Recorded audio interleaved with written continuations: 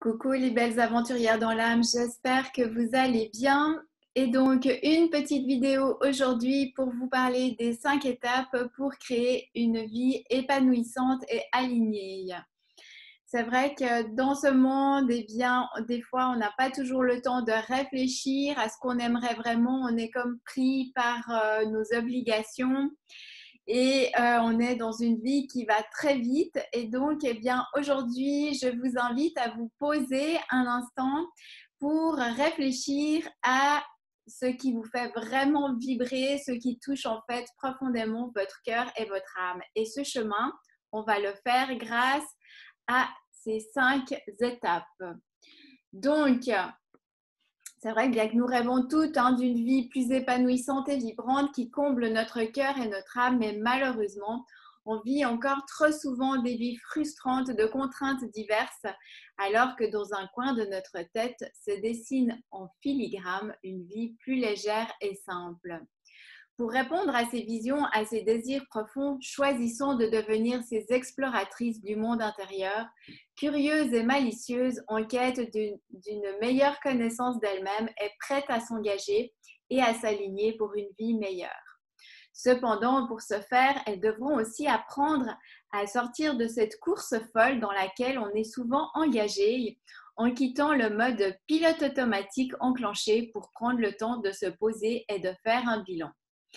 C'est vrai que, eh bien voilà, quand on vit en mode pilote automatique, on est plutôt dans le monde de l'ego et des obligations et des peurs souvent aussi. Et donc, moi, je vous invite à revenir à l'intérieur de nous, au niveau de notre cœur et de notre âme.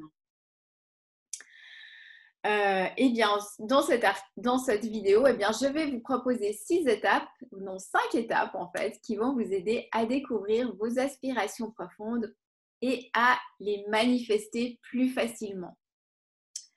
Donc, la première chose à faire, on va parler de choses matérielles et concrètes et on va parler de choses plus subtiles. Donc, les premières choses à faire, c'est des choses matérielles et concrètes. La première chose, c'est de faire un bilan de votre situation actuelle.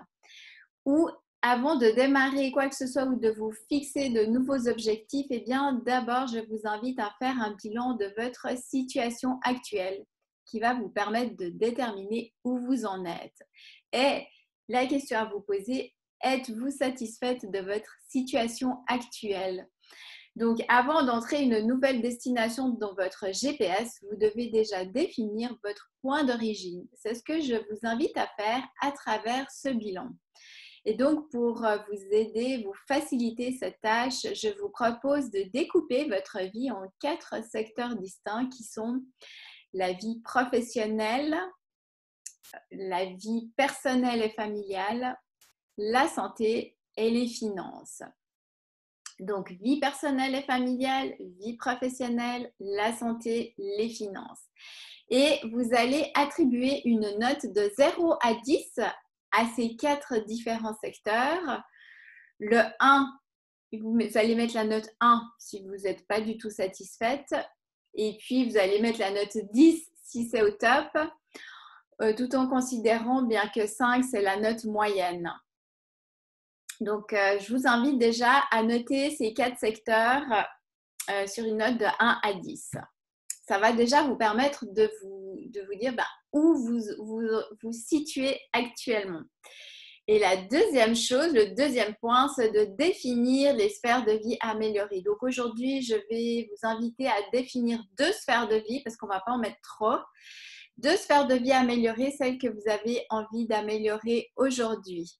Par exemple, si vous voulez améliorer votre vie santé parce que peut-être vous voulez perdre du poids, eh bien, vous pouvez fixer cet objectif. Je veux perdre 3 kilos en 2 mois. Et donc, pour soutenir cet objectif, eh bien, vous allez poser des stratégies à mettre en place, comme par exemple, je vais pratiquer une activité physique 3 fois par semaine, je vais consommer des produits frais et sains, comme par exemple des fruits et légumes le plus souvent possible. Et puis, vous pouvez aussi pratiquer une visualisation en vous imaginant avoir perdu ce poids et avoir atteint votre poids idéal et ressentir toutes les émotions de fierté qui vont avec quand vous imaginez avoir perdu ce poids. Et donc, pratiquer cette visualisation le plus souvent possible, ça va aussi vous aider et vous motiver à atteindre cet objectif. Et ce que je vous invite à faire, c'est surtout de fixer des objectifs qui vous font vibrer et qui parlent à votre cœur. La troisième chose, la troisième étape, c'est de découvrir vos principales valeurs. En fait, les valeurs, c'est un moyen qu'a trouvé votre âme de communiquer avec vous. Par exemple, pour moi, mes principales valeurs sont la connexion, la liberté, le plaisir, la simplicité, la bienveillance et la contribution. Et vous, est-ce que vous connaissez vos principales valeurs? Eh bien, si ce n'est pas le cas, je vais vous inviter à vous souvenir 5 situations dans lesquelles vous vous êtes senti pleinement en vie et heureuse. Et donc, pour chaque situation, vous allez essayer de dénicher la valeur sous-jacente comblée par la situation. Donc, la question à vous poser, c'est quelle valeur était répondue dans cette situation? Je vous invite peut-être à aller rechercher une liste des valeurs que vous pouvez trouver sur le net. Je sais qu'il y a François Lemay qui en a sorti une sous Academy Kaizen, liste des valeurs. Comme ça va déjà vous donner une petite base pour vous aider à trouver vos propres valeurs. Et puis, je vais vous raconter une petite anecdote. Moi, comment j'ai trouvé une de mes valeurs? Eh bien, c'est que je me suis rappelé qu'il y a quelques années, je suis allée ramasser des fraises avec mon frère. On a passé une matinée à ramasser des fraises pour faire des confitures ensuite. Et je me rappelle, ça fait pas si longtemps que ça, mais je me rappelle vraiment bien de ce moment. Et c'était vraiment un moment très simple, mais un moment dans lequel je me suis sentie super heureuse. Eh bien, pourquoi? J'ai dû réfléchir. Et c'est vrai que bien, nous avons échangé de manière profonde et authentique sur notre vie. Voilà, on a vraiment eu un bel échange durant cette cueillette de fraises. On avait le temps de parler. Et donc, eh bien, j'ai pris conscience que ce moment a tout à fait comblé mon besoin de connexion, ma valeur de connexion. Et donc, c'est là que j'ai mis en lumière qu'une de mes valeurs principales était la connexion. Donc, c'est vrai que bien découvrir vos valeurs vous rapprochera de votre âme. Et puis, en fait, dénicher vos valeurs va aussi vous permettre de faire des choix alignés à vos aspirations profondes. Donc, lorsque vous serez confronté à des décisions à prendre, à des choix à faire, n'oubliez pas de vérifier s'ils sont bien en adéquation avec vos valeurs. Par exemple, si vous portez la valeur liberté et puis que vous recherchez un nouvel emploi, vous allez postuler pour un nouvel emploi.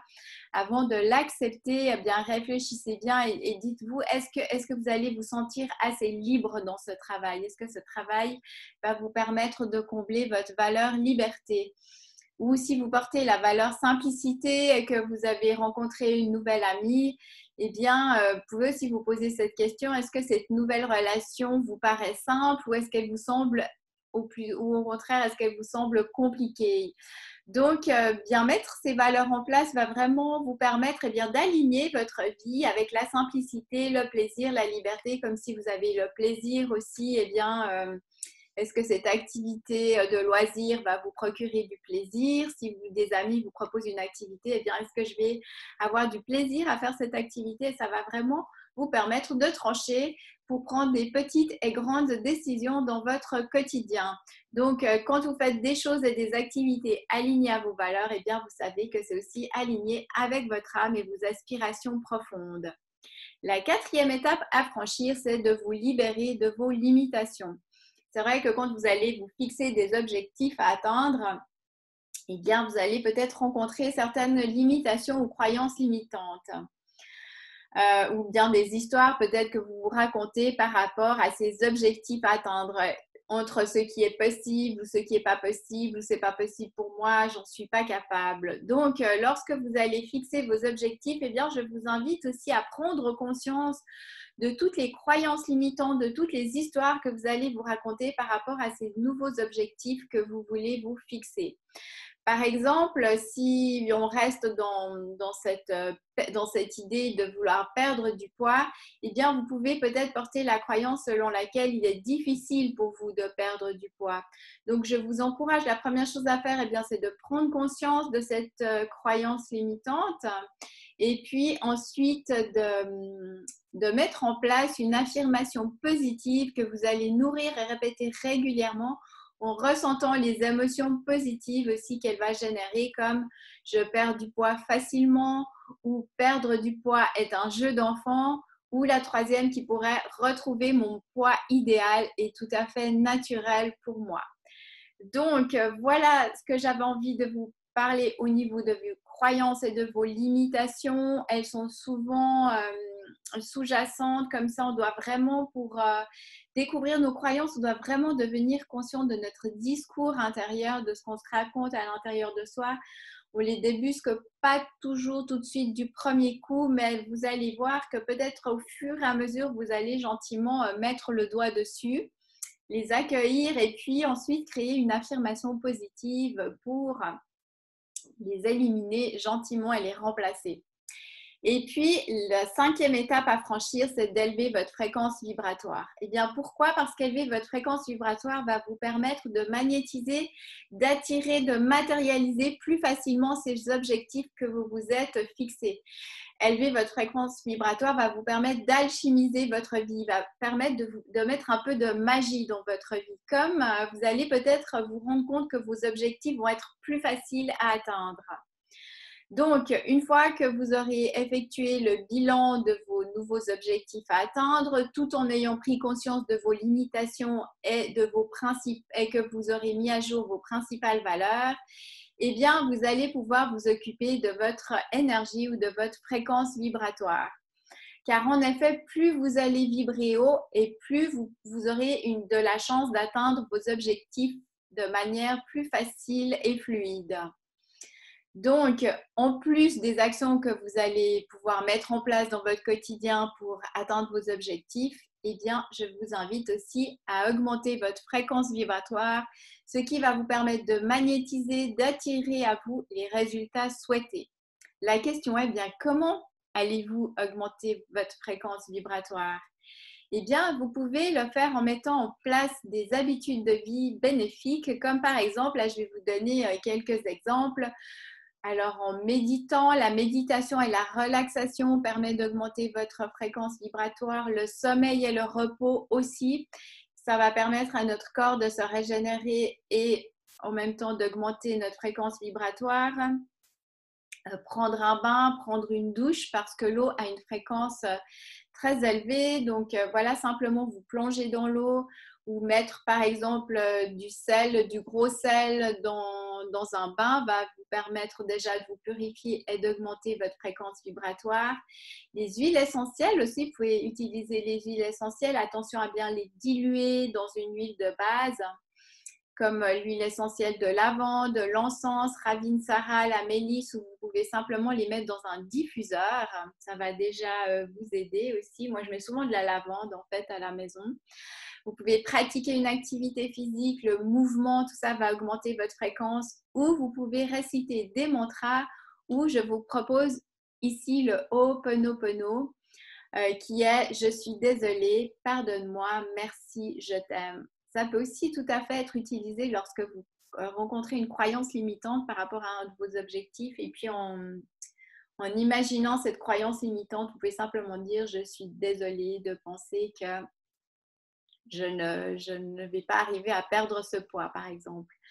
Pardonne-moi, merci, je t'aime. » Ou simplement de le dire comme ça, je suis désolée, pardonne-moi, merci, je t'aime. De le répéter plusieurs fois de suite va de ce fait augmenter votre fréquence vibratoire. Donc, ma posologie, c'est choisissez là où les méthodes qui vous conviennent le mieux et appliquez-les régulièrement.